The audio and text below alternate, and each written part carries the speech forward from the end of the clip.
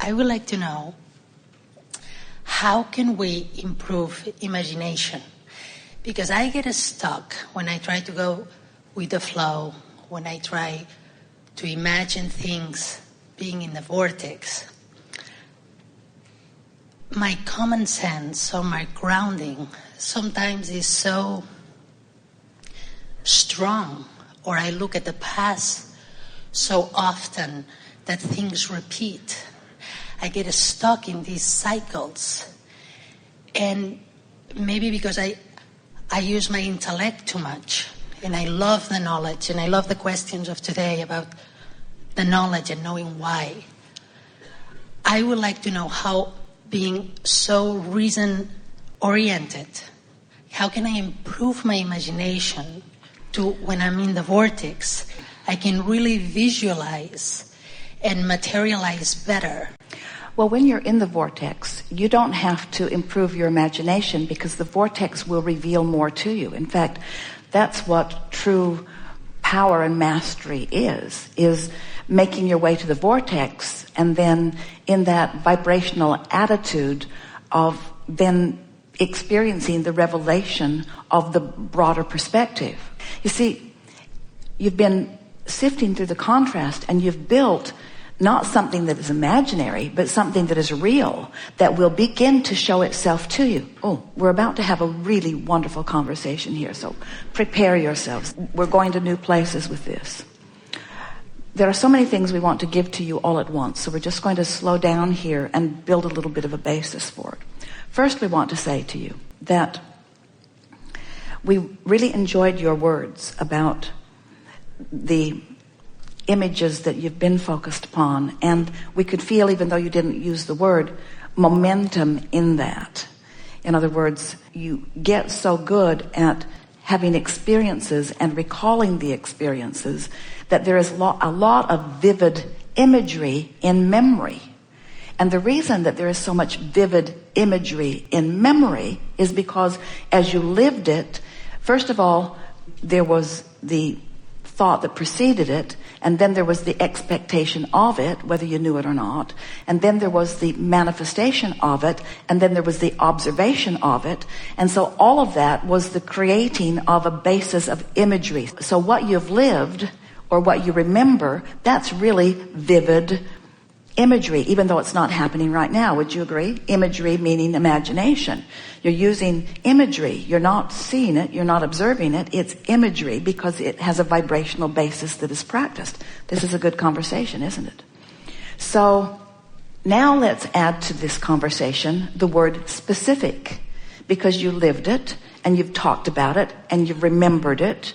There's a lot of specifics that are going on there. So that makes the momentum of that vibration even stronger.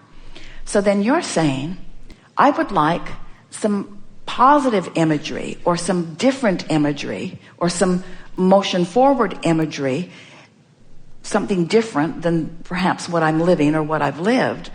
And we say, and isn't it logical that you can't make that jump? Because the specifics of this is so strong that when you attempt to pick up the stick and go to this end of it, instead you go to the end of it that is the most active. And then it feels to you like you're struggling to find the imagery. Then you said something really interesting about, if I go to the vortex, how will I improve my imagery? And we want to say to you that the work is just to go to the vortex. The work isn't to find the specifics so that you can get to the vortex. The work is to diminish the specifics that are keeping you out of the vortex. The vortex will take you in, and then the specifics will ensue. Now it comes back to what we were talking about earlier. You take those specifics and you make them more general. So let's do that. Let's take some of the specifics that you were talking about, speak them specifically, and we'll make them more general and show you what we mean. Like, for the last 10 years, I've been in jobs that I've been not too happy. All right, did you hear the specifics of that? 10 years, jobs, not happy, painted a pretty specific picture, didn't it? Give us more specific. Not happy because? Because boredom, lack of fulfillment, Just not blah. utilizing the best of myself. Exactly. Not really getting to dig in. Now we're evoking the specific from you just to sort of make a point. So then you can't all of a sudden start imagining a more rewarding, more fulfilling job, because that vibration is so active, it sort of holds you in an arena that sort of doesn't let you stray too far from it. Exactly. So now, let's stay negative because we can't help it. Yeah. But let's be more general in our negativity. So now try to make some more general statements. Instead of 10 years, you could say, for a while, or it's been my experience. Well, I don't know. This is why I think I need the imagination, because it's just I'm stuck there. But you see, what we want to help you to do is slow the vividness and the specificness, probably not a word, of that, slow it down by making it more general. So for example, rather than saying, for the last 10 years, I've sort of been stuck in these jobs that are really not rewarding, and they don't really understand who I am, and nobody's really offering me enough to really get the best from me. And then because I'm not happy, I'm not giving my best, and then I'm sort of all balled up in all of that. And when I wake up in the morning, I really don't want it. Now we're deliberately staying specifically negative to make a point. So that gets you nowhere, and you can't get specifically positive from there. So then you just get generally negative. I'm not having a good time at work. That's more general. Don't really want to go. Sure wish I could find something that felt better. I'd like to feel good at work. Now, the word boredom was good because it's sort of general. You weren't talking about specifically what you're bored with, but the word boredom is an emotional word. Usually when you use an emotional word, you've gone more general. I'm sort of bored at work. I don't feel very fulfilled. It's more general. It's less specific. Can you feel it? Yeah. Now, let's stay there negatively and general for a little while. It's just not very fun. It's got to be something better for me. I don't really know where to find it. Still negative, less specific, so it has less drawing power. It'd be nice if I could find something that was better suited to me. I know that it must be out there. It has to be. Now you might vacillate back and forth. It must be out there, don't know how to find it. But it must be out there, don't know how to find it. But still, it's general. Everybody is not in their perfect job. There are a lot of people that are doing less than what they really want to do. I think we all have potential for more. There's always more there for me. It's not necessary that I find it right now immediately, but it would be nice. Yeah. I'm looking forward to it. I like spending such a big part of my life doing something that feels more satisfying.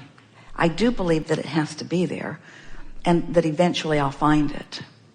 And I certainly do not feel that like I'm out of time. I have the patience to allow it to come.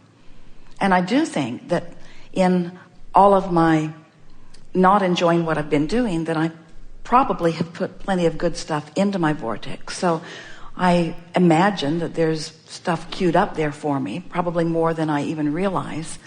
And it will be fun. I like the idea of getting into the vortex. Now we're being really general, but really specific, and almost changing the subject, but not. I like the idea of getting into my vortex. I like the idea of getting in there where the path will unfold.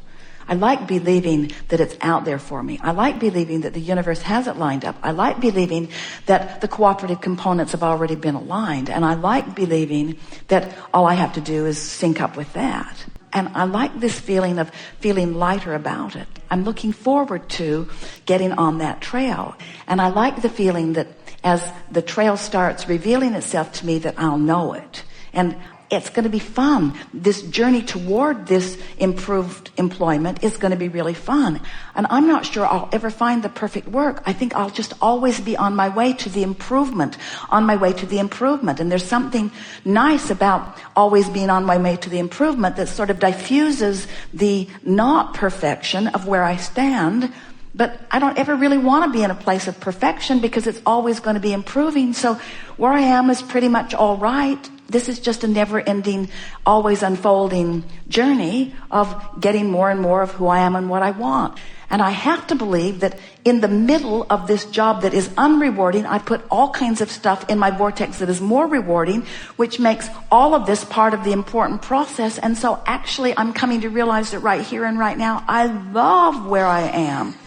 I really love where I am because it's the basis of what's coming.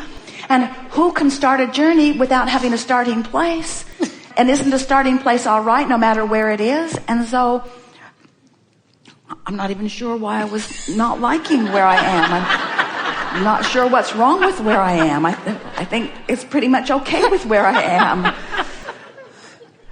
Now, not a whole lot of imagination in that, because there wasn't a whole lot of working and focusing and affirming. It was just a sort of diffusing and allowing of your natural resources to take you. And it all is perfectly logical, isn't it? Did you feel it move?